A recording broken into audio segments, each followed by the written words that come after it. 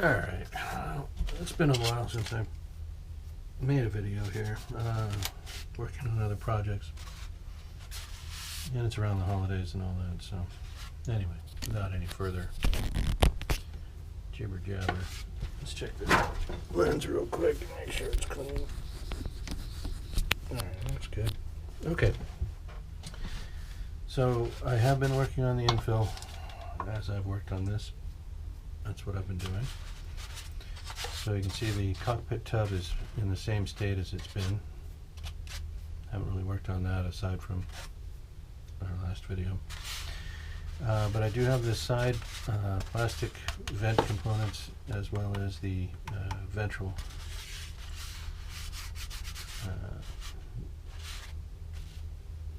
exhaust component for the supercharger right here.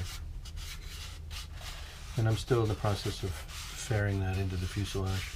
You can see the sides are pretty well faired in, but not the front end of it. The side scoops are pretty well faired in. There'll just be a little bit more touch up.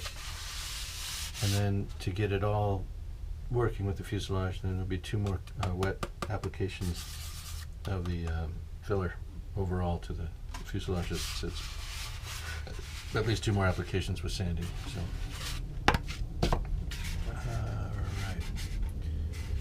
Yeah, that's probably what you needed to know. So, coming together. Now, I do need to make a small trim adjustment to the canopy so that it fits properly onto the fuselage. I don't know if you can see this. Let's take a look. So, it should line up right about here. And what's happening, you can see at the nose there's this standoff, and that just means that this needs to be carved down a little bit. So we're going to do that the same old way. We're just going to find that line with the pen and give it a nice clean definition so we can see it where the blade tip needs to go.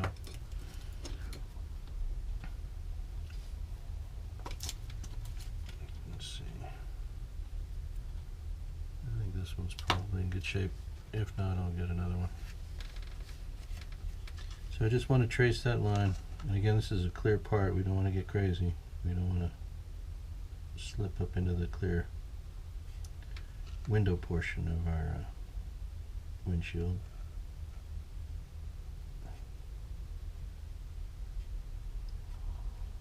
And I'm just going to keep tracing along that blue line.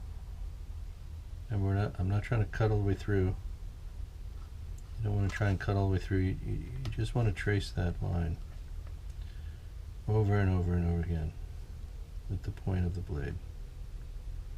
Score cutting. You're scoring the plastic each time. Alright, and then we'll try and get a nice hard line here at the edge. And let's see if we've got something that works.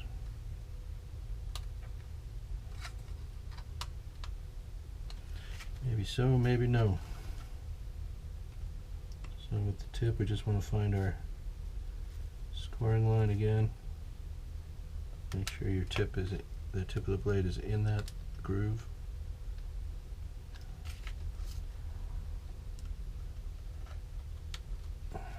There. Okay.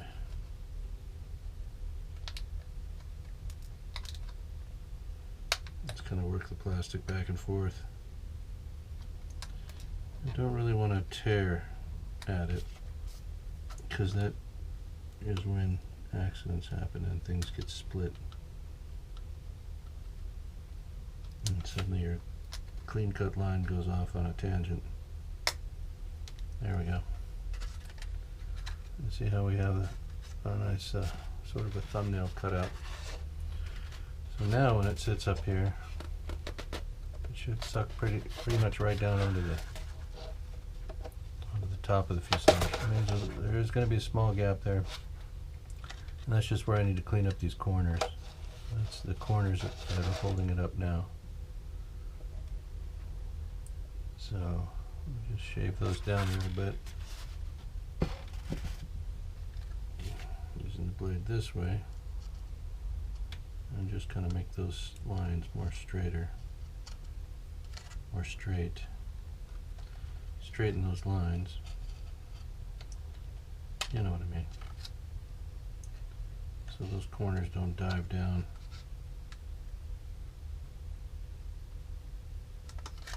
And function as a standoff. We want that. There we go. Now it draws right down onto the, pretty much right down onto the fuselage. There's just a little bit of cleanup on those corners, and perhaps just a little bit more on each side, just a scotch. This also, we need to get this on here nice and tight so that I can see where, once we get it lined up, where the slots need to be. So we're going to be digging 2 slots out, one on either side. I don't want to use that. So we're going to have to put cut slots into the fuselage just above this line of the canopy, so that the retainers are concealed by the canopy. It's okay if the slot's exposed back here. That's how they are, or how they would be on the actual aircraft. So that when this canopy slides back, it slides straight and even. So we'll need to make sure we get the alignment symmetrical with on both sides of the airplane. You can see this canopy comes down just about to that first stringer. So our slot is going to have to be right along here, maybe a 1/16 up from the stringer. And then it becomes crucial where we place that retainer in here, and that we get it equal distance from the bottom edge of the canopy on both sides, so that our canopy isn't skewed one way or the other. It's not doing this. And we also don't want it to be holding the canopy up, and we don't want it to be so far down that they're flexing outward instead of seating, being properly seated into the groove. So there's going to be some, I'd like to say trial and error, but I only get one shot at this, making that slot right, and then getting those retainers in there properly at the right angles and at the right height from the bottom edge of the canopy. So it's going to be tricky. That's why we do this, right?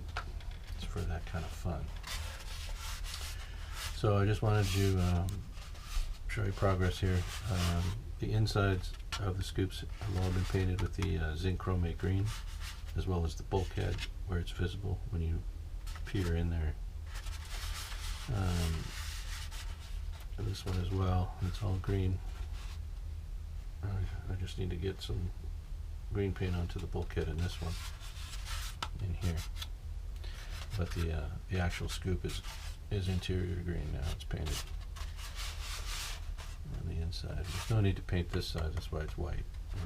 It's flush up against the fuselage now. Alright, let's see, so what's next? Again, a couple more coats of filler and sanding overall. That's applied to the entire fuselage, and that's to help blend in these areas, the surrounds, where I've faired the components to the fuselage, and now we're just going to get it all to look as if it were one piece. And you'll see once we get that done and get some primer paint on here, you won't even. The idea is that it'll just be completely smooth, and it takes a bit of effort. All right. Also, I cut out the forward bulkhead here at the nose, and that's done because again, this cowling rather, isn't the entire cowl. It's only about half of it. The actual cowling on the aircraft came all the way back to here. The cutoff would be here if we had a one-piece cowling. So this is actually a two-piece cowling, and as such, a double wasp radial engine won't fit all just behind this, using this as the firewall. So eventually this will all be cut away. And I think what I'll end up doing is, instead of applying the scoop in here into this part, I'll be fabricating it onto here, such that it just fits inside of this and comes in right behind the cowling edges. You see I have a bit of room behind this flange, so we'll hopefully get that in there wide enough that it extends to the area behind the lip of the cowling, but does not go too wide. And that'll just have to be shaped and sanded and fitted. But I'm thinking now, as I look at this, I think I'll end up fabricating the scoop onto this, and this will all be cut away to within about, similar to what we did on the Air Express. Was it the Air Express? Where I completely cut it out, and that was so the engine could fit. And then you have the right setback from the face of the cowling, and you have the room for the double row, double wasp engine, the R2800.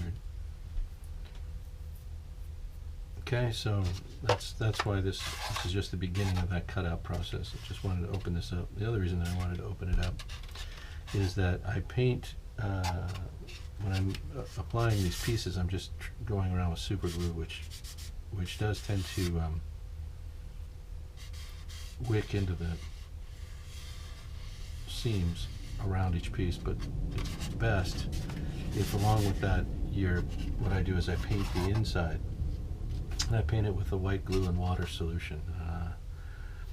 You don't want it wet like water. You want the consistency to be kind of like a little bit thinner than maple syrup. So it's about a 30-70, 30% water to 70% glue. And you mix that up real well, and then just paint, liberally paint in here. Everywhere that you can see the interior pieces of infill, and you just lay that glue in there and let that cure. And so what that does is that really locks these parts in. You won't be pressing these in, having issues where they, and again, during fabrication, that's another reason why I tend to use the birch ply instead of cardstock, because I'm handling this thing every which way while I'm painting it, while I'm putting on filler, and everything has to be strong. This is the birch ply.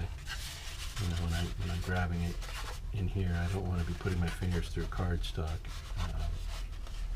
So that's why I tend to prefer the birch ply. This stuff, it's about the same thickness at 1/64, about half mil, about the same as cardstock, and you can cut it with scissors, and you can bend it and warp it to just about any shape, and you can wet it and get even more extreme bends out of it. So it's really versatile stuff. Okay, so again, cleaning up these areas around the plastic components. I am still probably going to fabricate my own front vents and exhaust, intercooler, heat dump parts for the front end here. But here I thought I'd just go ahead and use the plastic provided by the kit. And I could still end up doing that there. I don't know. I'm still weighing. And there's going to be a lot of work needs to be done. Once I get the fuselage done, there'll be a pause, because I've got to get the motor fabricated, painted, and installed, so I can get this on, and then I can begin the process of fairing this onto the fuselage. Again, remember, this is a false. This isn't a scale representation of the cowling. This is half the cowling, so it's got to be faired in, to an invisible line. It can't be visible, except maybe as a panel line. I might get away with that. But I have to make sure this is on here nice and clean, so that it doesn't appear to be separate from this at all. And to do that, it's a heavy process, and I can't go too far with finishing on here. So if I get this all the way prepped for paint and then stick this on and then come back and have to fair that all together, then I'm getting a little too deep with the sanding, and I don't want to do that. So it's tricky here. The motor's going to have to be put together pretty soon, and I haven't even cut a crankcase for it yet. I'm still trying to figure out the dimensions on everything there to get an engine that's 9-cylinder, double row, 18 cylinders total.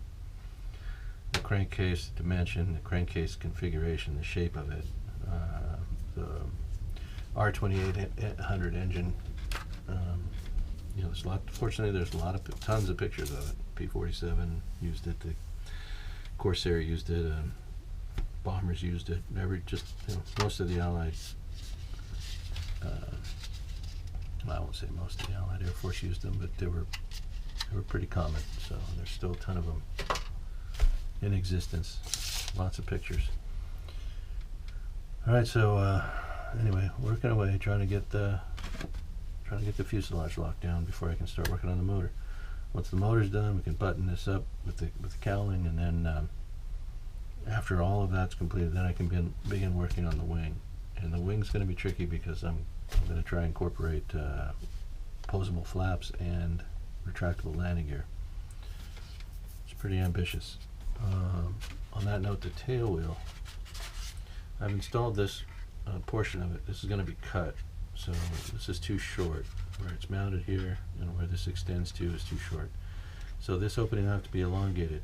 The wire will be cut right about dead center here, and then I'll use tubing to extend this out. So I want this axle to be right about there, which means the wheel is going to come out to about here.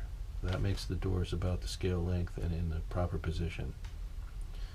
Okay, so, but it will have a retractable tail wheel, and I'll just build a capture like a catch down here. So when this is extended, it'll snap into that catch, and that'll lock the tail wheel down. As far as up goes, doesn't matter. It's stiff enough that it's not going to fall out. It's not going to interfere with the gear doors or any of that stuff. And then the gear doors will just hinge like I did on the P40, and but when the time comes, I'll show you how I did the main gear doors on that. We'll use that method for the tail wheel